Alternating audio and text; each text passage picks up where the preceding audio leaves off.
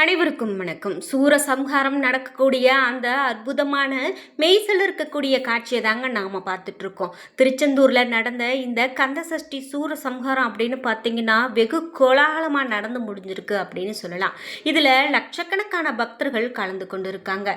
இந்த சூரனை வதம் செய்யக்கூடிய நிகழ்வு அப்படின்னு பார்த்தீங்கன்னா மெய்சிலிருப்பை ஏற்படுத்தும் வகையில் இருக்குது அப்படின்னு சொல்லலாம். சூரசம்ஹாரம் திருச்செந்தூர் கடற்கரையில் நடந்தது. இதற்காக அதிகாலை 1 மணிக்கு திருச்செந்தூர் சுப்பிரமணிய சுவாமி கோவிலில் நடை திறக்கப்பட்டு 1:30 மணிக்கு விஸ்வரூப தரிசனம் நடந்தது. மாலை நடைபெற்ற இந்த சூரசம்ஹார விழாவுக்காக நாகை மாவட்டம் சிக்கல்ல அன்னை பராசக்தி கிட்ட இருந்து வாங்கிய வேலோடு பாரம்பரிய இசை இசைக்க கந்தசஷ்டி மண்டபத்தில் இருந்து திருச்செந்தூர் கடற்கரைக்கு ஜெயந்திநாதர் சப்பரத்தில் புறப்பட்டார். அவர் மயில் இறகு மாலை கிராம்பு மாலை அணிந்திருந்தார். இதைத் தொடர்ந்து முருகப்பெருமான் முதல்ல தாரகாசுரனை வதம் செய்தார்.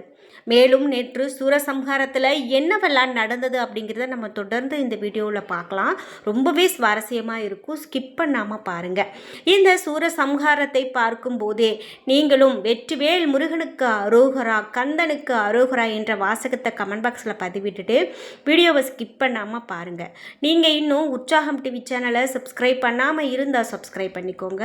கூடவே இருக்க பெல்லைக்கான மறக்காமல் கிளிக் பண்ணிடுங்க. வாங்க வீடியோக்குள்ளே போகலாம். உங்கள் வாழ்க்கையில் நிறைய பிரச்சனைகளை சந்திச்சிட்ருக்கீங்களா? அதுக்கு சரியான பரிகார பலன்கள் செய்யும்போது கண்டிப்பாக வாழ்க்கையில் நல்ல மாற்றம் கிடைக்கும். இந்த வீடியோக்கு கீழே டிஸ்கிரிப்ஷனில் வராகியம்மன் ஜோதிட நிலையத்தின் தொலைபேசி எண் கொடுத்துருக்கேன். அந்த எண்ணுக்கு தொடர்பு கொண்டு பேசி பாருங்கள். கண்டிப்பாக உங்கள் வாழ்க்கையில் இருக்கக்கூடிய எல்லா பிரச்சனைகளுக்கும் சரியான தீர்வு கிடைக்கும். தூத்துக்குடி மாவட்டம் திருச்செந்தூர் சுப்பிரமணிய சுவாமி கோவிலில் சூரசம்ஹார நிகழ்வு நேற்று மாலை 5:30 மணி அளவில் நடந்ததுங்க. யானை சிங்கமுகன்களோடு வந்த பிறகு சுயரூபத்தில் வந்த சூரபத்மனை முருகன் வதம் செய்யக்கூடிய நிகழ்வு நடந்திருக்கு. இந்த நிகழ்வின் போது பக்தர்கள் அரோகரா கோஷம் விண்ணை பிளக்கும் அளவிற்கு சொல்லி பக்தர்கள் அரோகரா கோஷம் எழுப்பியிருக்காங்க. தீபாவளி பண்டிகைக்கு அடுத்த நாளான அக்டோபர் 22ஆம் தேதி அன்று முருகன் கோவிலில் கந்தசஷ்டி விழா யாகசாலை பூஜையோடு தொடங்கியது. இதன் சிகர விழா சூரசம்ஹாரம். திருத்தணியை தவிர மீதம் இருக்கக்கூடிய 6 படை வீடுகள்லையும் இந்த விழா ஆண்டுதோறும் ரொம்ப சிறப்பாக நடக்கும். அந்த வகையில் தான் இந்த சூரசம்ஹார விழாவும் நடந்திருக்கு. குறிப்பிட்டு இந்த சூரசம்ஹார விழாவில் முருகப்பெருமானுக்கு மயிலிறகு மாலை கிராம்பு மாலை அணிவித்திருந்தாங்க. இதைத் தொடர்ந்து முருகப்பெருமான் முதல்ல தாரகாசுரனை வதம் செய்தார். 2வதாக பானுகோபன், 3வதாக சிங்கமுகாசுரன், அதே போல் 4வதாக மாமரமாக வந்த சூரபத்மனை முருகர் தன்னுடைய வேளால் தலையை துண்டித்த போது ஒரு துண்டை மயிலாகவும் மறு துண்டை வேளாகவும் முருகப்பெருமான் ஆட்கொண்டார் அப்படிங்கிறது புராணங்கள் வழியாக சொல்லப்படுது. அதே போலவே நடந்திருக்கு. அப்போது அங்கு திரளாக கூடியிருந்த பக்தர்களும் கந்தசஷ்டி விரதம் இருக்கக்கூடிய பக்தர்களும் முருகனுக்கு அரோகரா கந்தனுக்கு அரோகரா அப்படின்னு முழக்கமிடுவாங்க. சூரசம்ஹார நிகழ்வு ஏன் அப்படிங்கிறத நம்ம தெரிந்து கொள்ளும் அளவிற்கு இந்த சூரசம்ஹாரத்தை நேரில் பார்க்கும்போது நமக்கு ஒரு உணர்ச்சி பூர்வமான விஷயமா இருக்கும். சூரபத்மன் என்ற அரக்கன் சிவபெருமானுடைய தீவிர பக்தர். தன்னுடைய தவ வலிமையால் சிவனிடம் ஒரு வரம் கேட்டார். அதாவது எனக்கு இறப்பே வரக்கூடாது அப்படின்னு. உடனே சிவனோ பிறப்பு என்று இருந்தால் இறப்பு இருக்கும் அப்படின்னு சொல்லி இறப்பு எப்படி இருக்கணும் அப்படின்னு கேட்குறாரு. அதற்கு சூரபத்மன் பெண்ணினுடைய வயிற்றில் இருந்து பிறக்கக்கூடிய ஒரு மனிதரால் எனக்கு இறப்பே வரக்கூடாது அப்படின்னு சொல்லி வரம் வாங்குறாங்க. சிவனும் அப்படியே வரம் கொடுக்கிறாரு. இதை தொடர்ந்து தான் சூரபத்மனுடைய ஆட்டம் அதிகரிக்கிறது. தன்னுடைய சகோதரர்கள் சிங்கமுகன், தாரகாசுரன், பானுகோபன் ஆகியோருடன் இணைந்து தேவர்கள் முனிவர்களுக்கு சூரபத்மன் தொல்லை கொடுக்க தொடங்குறாங்க. இதை அழிப்பதற்காகத்தான் முருகப்பெருமான் அவதாரமே எடுக்கிறாரு. அதாவது சிவபெருமான் தன்னுடைய நெற்றிக்கண்ணில் இருந்து முருகனை தோன்ற வைக்கிறாரு. இதையடுத்து சூரபத்மனை அழிக்க நாகை மாவட்டம் சிக்கல்ல இருக்கக்கூடிய தாய் பராசக்தி கிட்ட சக்தி வேலை பெற்று சூரனை வதம் செய்த நிகழ்வு தான் இந்த சூரசம்ஹாரம். அதாவது மாமரமாக வரக்கூடிய சூரனை பராசக்தியினுடைய வேல் 2ஆக பிளக்குது. இதில் ஒரு மரத்துண்டை மயிலாகவும் மறு மரத்துண்டை சேவலாகவும் முருகன் ஆட்கொள்கிறாரு. எதிரிகளை கூட முருகன் ஆட்கொள்ளக்கூடிய தெய்வமாக இருக்கிறார் அப்படிங்கிறத நம்மளால் இதிலிருந்து புரிஞ்சுக்க முடியும். இந்த சூரசம்ஹாரம் அப்படின்னு பார்த்தீங்கன்னா உங்கள் வீட்டில் நீங்கள் வழிபாடுகள் செஞ்சீங்களா? இந்த வருடத்திற்கான சூரசம்ஹார நிகழ்வு உங்களுக்கு எப்படிப்பட்டதாக இருந்தது அப்படிங்கிற உங்களுடைய கருத்துக்களை கமெண்ட் பாக்ஸில் பதிவிடுங்க. இந்த சூரசம்ஹார நிகழ்வில் மற்றும் ஒரு அதிசயமும் நடந்திருக்குங்க. அதாவது திருச்செந்தூர் முருகன் கோவில் கோபுரத்தின் மேலே நடந்த அதிசயம். அதாவது பக்தர்களை ரொம்பவே மெய்சிலிருக்க வைத்திருக்கிறது அப்படின்னு சொல்லலாம். லட்சக்கணக்கான பக்தர்கள் கூட்டத்தின் நடுவே, அதாவது பக்தர்களுடைய கூட்டத்தின் நடுவில் மயில் ஒன்று அந்த கூட்டத்தில் இருந்திருக்கு. அதாவது மயில் ஒன்று கோபுரத்தின் மேலே அமர்ந்திருக்கு. நீண்ட நேரம் இருந்த அந்த மயில் கோபுரத்தின் கீழ் இருக்கக்கூடிய பக்தர்களை பார்த்தபடியே இருந்திருக்கு. இதை கண்ட பக்தர்கள் முருகனே மயில் ரூபத்தில் வந்ததாக பரவச தரிசனத்தை மேற்கொண்டிருக்காங்க.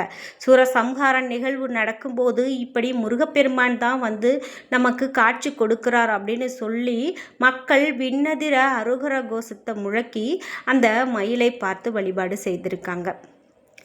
இது மட்டும் இல்லாமல் இன்னும் நிறைய சுவாரஸ்யமான தகவல்கள் இந்த சூரசம்ஹார நிகழ்வில் நடந்திருக்கு. முக்கியமாக உள்ளூர் மட்டும் இல்லாமல் வெளியூர், வெளி மாநிலம், வெளி மாவட்டம் அப்படின்னு எல்லா மக்களுமே முருக பக்தர்கள் இந்த சூரசம்ஹார நிகழ்வில் கலந்து கொண்டு இருக்காங்க அப்படின்னு தாங்க சொல்லணும்.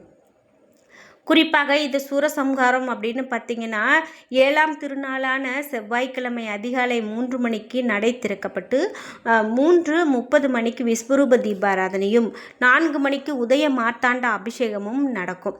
மேலும் மாலை 6 மணி அளவில் அம்பாளுக்கு சுவாமி காட்சி கொடுப்பார். அதன் பிறகு மாலை மாற்றக்கூடிய நிகழ்வு நடக்கும். இரவுல சுவாமிக்கும் தெய்வானை அம்பாளுக்கும் திருக்கல்யாணம் நடக்கக்கூடியது இன்று நடக்கும். நிறைய பக்தர்கள் விரதம் இருப்பாங்க.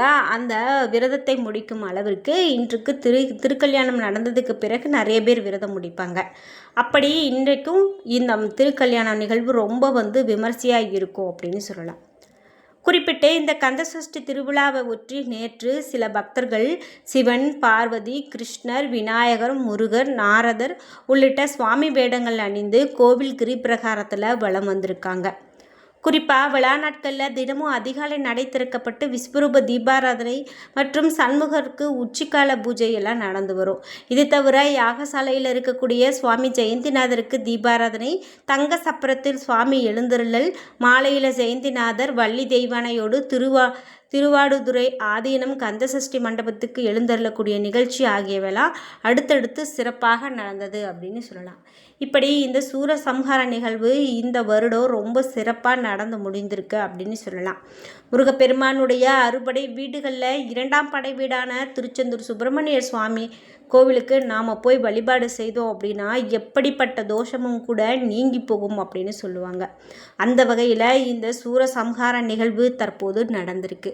நீங்கள் இந்த நிகழ்வை காண்பதற்கு அல்லது திருச்செந்தூர் போகணும்னு நினச்சி அதை காண்பதற்கு தவற விட்டுட்டீங்க அப்படின்னா ஒன்றும் கவலைப்பட வேண்டாங்க. முருகனை மனதார நினைத்து வேண்டிக் கொள்ளுங்க. அதே போல் ஒவ்வொரு சஷ்டியிலும் முருகனை நினைத்து மனதார வேண்டிக் கொள்ளுங்க. கண்டிப்பாக எல்லாமே உங்களுக்கு சிறப்பாக நடக்கும். குறிப்பிட்டு இந்த சூரசம்ஹார நிகழ்வை நாம் பார்க்குறோம் அப்படின்னாலே அதில் நமக்கு நம்ம வாழ்க்கையில் பிடித்த பிணிகள் கூட நீங்கி போகும். நாம் ரொம்ப கோவப்படுறோம், அகங்காரமாக இருக்கிறோம் அப்படின்னு சொன்னால் கூட அதெல்லாம் நம்மை விட்டு அகலும் அப்படின்னு சொல்லுவாங்க. அந்த வகையில் இந்த சூரசம்ஹார நிகழ்வு பார்த்தோம் அப்படின்னா ரொம்ப நல்லது அப்படின்னு சொல்கிறாங்க. அது மட்டும் இல்லாமல் குறிப்பாக நாம் இந்த குழந்தை இல்லாத தம்பதிகள் சஷ்டியில் விரதம் இருந்து வழிபாடு செய்கிறாங்க அப்படின்னு சொன்னால் கண்டிப்பாக அது அவங்களுக்கு மிக பெரும் ஒரு நல்லதாக இருக்குமா. அதாவது விரதம் இருக்கும்போது நிச்சயமாக முருகப்பெருமானே குழந்தையாக பிறப்பாரா அப்படிங்கிறது மிக பெரும் நம்பிக்கையாக இருந்து வருது. என்ன நண்பர்களே, இன்றைக்கி வீடியோவில் சூரசம்ஹாரத்தை பற்றிய நம்ம நிறைய தகவல்களை தெரிஞ்சுக்கிட்டோம். இந்த வீடியோ கண்டிப்பாக உங்களுக்கு ரொம்ப பயனுள்ளதாக இருந்திருக்கும். வீடியோ உங்களுக்கு பிடிச்சிருந்தா லைக் பண்ணுங்கள், ஷேர் பண்ணுங்கள், கமெண்ட் பண்ணுங்கள். நீங்கள் இன்னும் உற்சாகம் டிவி சேனலை சப்ஸ்கிரைப் பண்ணாமல் இருந்தால் சப்ஸ்கிரைப் பண்ணிக்கோங்க. கூடவே இருக்க பெல்லைக்கானை மறக்காமல் கிளிக் பண்ணிடுங்க. அப்போ தான் நாங்கள் போடுற இது போன்ற ஒவ்வொரு வீடியோவும் உடனுக்குடன் உங்களுக்கு நோட்டிஃபிகேஷனாக சேரும். நன்றி வியூவர்ஸ்.